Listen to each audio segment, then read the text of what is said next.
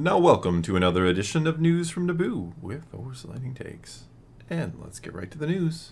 Alright, well I've got some Star Wars news first, but I also have, at the end of this video, halfway point depending on how long we talk about the first part, really interesting news about the Avatar Netflix live-action show. Sounds good. Yes, so stay tuned after the Star Wars stuff for probably what's going to be a really interesting debate looking at your face. Alright. Yeah, I don't know. Okay, so Star Wars Outlaws, we got some updates on the game that's coming out this year. They have come out and said that it tells a tight story across specific locations, and your reputation will change things, but apparently not all the things. Okay. Mm-hmm. You mean like what factions you're kind of siding with and stuff like that? Yeah, because you can side and help with different syndicates, and it will kind of change how they perceive you and stuff. There's going to be, of course, this will take place across multiple planets. Yeah. So, depending on where you are, you might be in enemy territory. It kind of sounds like Red Dead Redemption in some ways. It kind of does, yeah. Yeah. A similar kind of idea to it, I think. Ubisoft Massive made this. They wanted an open world, really cool story. And the reputations really sounded interesting to me because, it's a scoundrel. You're navigating the underworld. There's various crime syndicates. And they said making choices with her reputation would impact her support and her experience throughout the game. But now we're hearing a little bit of the opposite, that the narrative is like a one-way street. It's not Baldur's Gate. That if I make one decision here, I'm going to have to worry that I'm going to miss out on 1,800 different endings. That's really not much of an exaggeration. Star Wars Outlaws has one ending, and that was confirmed. Okay. Partially because there's deliberate narrative constraints to fit into the franchise canon, so you do have to kind of have one story. Fair, because, yeah, if you played it like you played KOTOR, you might have a different ending that's not going to fit into the canon. Yeah. Even though that's not canon at all. I was disappointed when I played Hogwarts Legacy. It was like, I thought if you chose a different house, maybe if you chose to be more of a dark wizard, that your path would change, but it really kind of didn't. I mean, people treated you differently. There were some differences that way, but the story followed the same beat for beat, in a sense. Like, I understand the canon argument, and I get that, but this is I'm assuming it's such a kind of a one-off story on its own that it wouldn't really, even if you kind of left it open-ended, it wouldn't matter too much, right? You know what I'm saying? I would assume so, unless they have plans to continue her story, or she'll pop up somewhere, and who knows, right? It's always possible, but I don't know. That seems it kind of sucks, honestly, because you want to believe that if I'm siding more with, Jabba over Black Sun or whatever it might be, or Crimson Dawn or whoever we got in here, like, that it would impact maybe I go more Imperial, right? Maybe I start wanting to work for the Imperials to help them undermine some of the syndicates. I don't know. But you can, but you won't have any change to your story. Yeah, but... It should, right? It should, right? Yeah, because if I'm supporting Jabba the Hutt, like, hardcore, I imagine... Now I know how to watch out for you. I would imagine that my life would change. I mean... Well, yeah. It shouldn't be that, my story will still be the same, but if I go to some planets, things might be a little bit harder.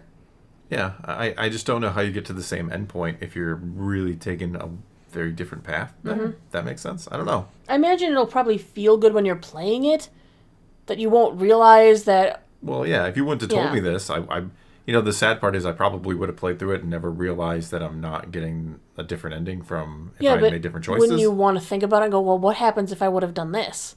Well, yeah, that's why you replay games a lot of the time, right? Like the reason why there's not any replayability in this game because the ending will still be the same. And again, not everything can be Baldur's Gate. Mm-hmm. It's on a level all of its own, right? Just with terms of decisions and endings and all that. But you would think a few different endings, right? I mean, they say like a bad reputation could result in Kay facing a syndicate's wrath as they hunt her down. So you get like a little extra piece like, I made the Black Sun angry, so they kind of hunt you down for a while, and I guess maybe you would trigger some extra random encounters with Black Sun bounty hunters or whatever, but it's not going to affect your story. Okay. That seems kind of disappointing a little, I think. Yeah. Like I said, it reminds me of Red Dead Redemption when you had like a wanted system where you had like a bounty going on over here, and if you walked over there, all of a sudden you're like, oh yeah, people might want to hunt me over here. Yeah. So that very well sounds like it could be similar in a way to what they're doing in the game. Yeah, a little disappointing, like I said. I don't know. We'll see. Fingers crossed this is still a good game, As right? long as the narrative is still solid, Yeah. it won't matter. And it's fun to play, too. Right. Definitely want it to be fun to play. Yeah, that's the most important thing. Yeah. Should we move into our other topic? Sure. All right. So I just got wind of a backlash against Avatar: The Last Airbender, Netflix's live-action version, because of Sokka. Well, for some reason that makes sense. Boomerang! Yeah. You do always come back. It's my favorite line. Yes. But, okay, so what has Sokka done to... I mean, I thought in the trailers they nailed his sarcasm and everything really well. I thought so too, agreed. But now an article has come out where they talked with some of the actors, and the one who's playing Sokka has come out and said they wanted to make sure he would come across as funny, because he is a very humorous character, yeah. He says there's more weight with realism in every way. I feel like we also took out the element of how sexist Sokka was. I feel like there were a lot of moments in the original show that were iffy. Now, this was an Entertainment Weekly interview, and he's not entirely wrong. Sokka, as I recall, in the first few episodes, kind of was sexist. Yeah. It's kind of called character growth. Exactly. And that's why fans are upset right now, because Sokka's quote-unquote sexism was a part of his story. Yeah, and as weird as it sounds, it's a good part, right? It is actually a good part. A lot of these guys have traits or things that are bad about them, but you see them grow through them, and that's what is exciting about their characters. Yeah, that they're not the same person at the start that they are at the end. Exactly. Prince Zuko in episode 1 oh, my goodness, is totally different one of the than best Zuko character arcs I've seen anywhere ever, which is kind of crazy to say because it's a cartoon, as some would want to label it. But yeah, Sokka starts out in a small village, torn apart by war. His father and the men of the village have all gone. His mother is dead. She was killed by the Fire Nation. His father and the men have all gone out to war. They went to go and help fight across who knows where. They're gone. Yeah. Sokka was left behind. He wanted to go with, but he was left behind as the man of the village, the one who's going to take charge of the village defense while he's gone. And Sokka takes it upon himself to train all the other little boys to boys. I literally see what you just insulted little him. boys. Okay. No, he's little boys. You said other little boys, as implying he's a anyway. Whatever. But he wants to train them to be the defenders of the village. I'm going to train the men, not the women.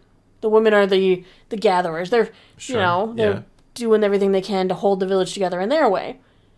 Well, this kind of is what develops some misogyny in Sokka, because he is now like, well, the men get to go to war, the women stay home. This is how his village handled things. Sure. It's not very uncommon, I would say. Mm-hmm. But along the story, when he meets the Kyoshi warriors, he does talk down to them. He's like, bunch of women warriors? But he learns from them when they best him in combat. He humbles himself to Suki and says, you know what? I was wrong, and you guys have strength that I don't have. Teach me. And he learns. Yeah, they poke a little fun at his expense and have him dress up in their traditional battle gear, which is made for women. But he learns so much from just that encounter that he grows as a character and learns that, you know what? It doesn't matter. Man, woman, fighting to defend, fighting to protect. These are all great and honorable values. You want to know what's kind of funny or ironic? It's almost weird that it's being argued the other way, that you want to keep his misogynistic ways so that he can be humbled by women, when that's what a lot of people would complain about in modern entertainment, right? Yeah, you're not wrong. That they would want to show up the man who's being... I don't know, I just find it really funny that that people are going to be upset that they're not doing it in this. But it just goes to show how 20 years ago, nobody really thought of it that way, that nobody got upset because it was, of course women can, teach a man something. You're not wrong. Obviously, it's such a weird day and age we live in, honestly, where it's hard to tell what side of the fence post anyone's on anymore, because the fence is always moving. The goalposts are moving. Well, everything, it shouldn't be about sides either. Like, no. You can have different beliefs than other people out there and not consider them evil. I know, it's crazy. I mean, the Kyoshi warriors, group of women, they defend the island. They're not excluding men, they just generally train women. It's almost the exact opposite of Sokka's village. Yeah. Where the women took up arms and they're defenders. Where in his village, the men took up arms and they're defenders. It's just different cultures. It's just learning and growing. And they both grew. Obviously, she accepted him to learn, so she learned something too. What a weird thing we can learn from each other with different beliefs and different cultures without having to berate each other. I actually think they maybe just should have left it alone. They should have just let the series play out as it is. Would have been funny if they did. Again, because would you have people who didn't know the original Avatar? There would be people who watched the first episode or something and got mad. You know it. Yeah. They'd watch the first couple episodes and get mad and wouldn't watch the rest because why do we have this sexist character in there? And I don't even think it's that. Like, why do we have to have the character that gets humbled by women and has to learn a lesson from them? Like, you could look at it, again, that's the irony of it is you can look at it both ways. Either way. Yeah. Because he's a main character. And it's important. Well, he's like, I mean, other than Aang, he's like the main male character in this. Well, Zuko too, yeah. Yeah. But he's one of the main cast members, for sure. He is. Main he's actually really important because as he grows throughout the way, it's not just his prowess as a warrior that's important. He starts developing an extremely strategic mind. Yeah, he does. He does. He becomes a strategist from the goofball. So character growth. His character growth is really interesting. I mean, it is. All of them have such amazing character growth. Every single character grows in different and unexpected ways. It's uncanny how well it's written, again, for a cartoon.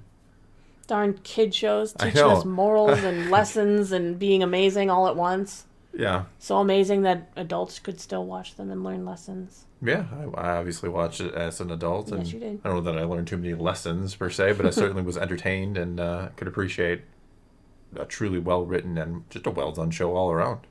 All right, well, that's all we got for you this time, so now it's your turn to take to the comments below and tell us what you think of this weird controversy. Do you agree with toning down Sokka's misogyny, or should he have remained that way? Oh, he's a kid. It's fine. It's fine for kids to be it's fine for kids to be young, set in their ways, and learn. That's, again, that's crazy thought. Mm-hmm. We can't be teaching kids lessons. Also, tell us what you think of Outlaws and the one ending to rule them all. Whatever you choose to do, though, leave those comments below. Let's talk some Star Wars and some Avatar. And until next time, thanks for watching.